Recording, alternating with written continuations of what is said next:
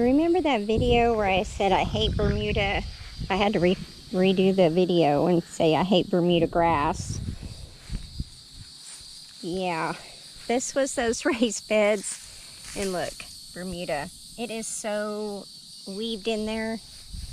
The weeds have pretty much taken over. So we went ahead and pulled those beds apart. That gets full sun, and I like to grow my melons and stuff on there. So I think what I'm going to try to do is kind of bring in some of that rough dirt we've got over there in the pile and kind of just smooth this area out a little bit better and plant some more of these. But instead of doing them all together like I did, I'm just going to do a few at a time. We've got a friend that's going to get me some billboards, those billboard tarp things, and I think that'll be a lot thicker and better to lay down. I've been having trouble finding tarps at the store. All I've been finding is the little ones, and I do need some bigger ones, so I went ahead and took these last two beds off, and I decided to go ahead and do this. I can still reach back here with the hose pretty good. And these apple trees will get bigger. And then I went ahead and I'm trying to watch where I'm walking because of this. Don't want to run into another rattlesnake. So when you see a little one, that means there's more, and that's generally how it happens around here. You see one, you'll see a bunch. So I went ahead and added this bed down here, and then added these. Still have a couple more pallets to cut. I have some more pallets that I need to pick up at my family's business, and I also have a friend that's going to get me some pallets. So I've had several people helping me. This community has been so good to me. They just have watched me kind of saw the farm before the fire and all the food I used to produce, and then now what the farm is. And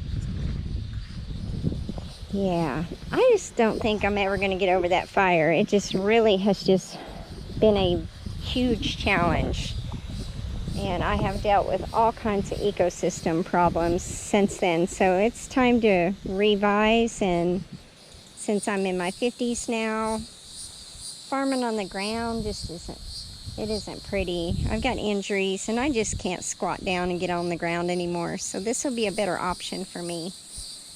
I do like these ugly pallet raised beds. I don't care.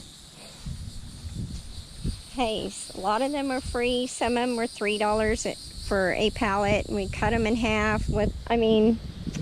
Hey, you got to do what you can do and be resourceful during a pandemic with the prices the way they are.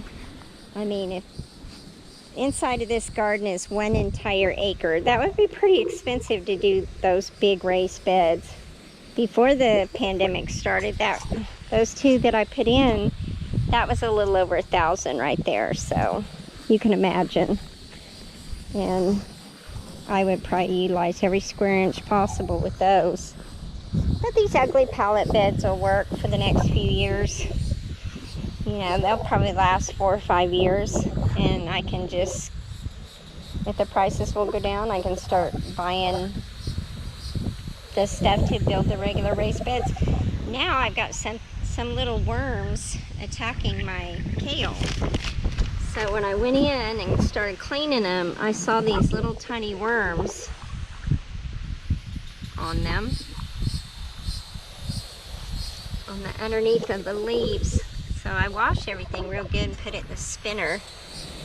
But doggone it if they're not just getting my kale now, because this was pretty thick the other day. So I need to do some beneficial nematodes, and I think I will be looking forward to that greenhouse where I can grow a lot of stuff inside and not have to deal with the pest issues. But yeah, this lettuce is not looking too good. Need to put a little bit more soil right over there. Pull the weeds, and I'm gonna go ahead and plant some peppers in here. So anyhow, a little fast update of where I'm at, what I'm doing, and it's morning till night. out here trying to get everything done. It's Wendy at Hardneck Farms.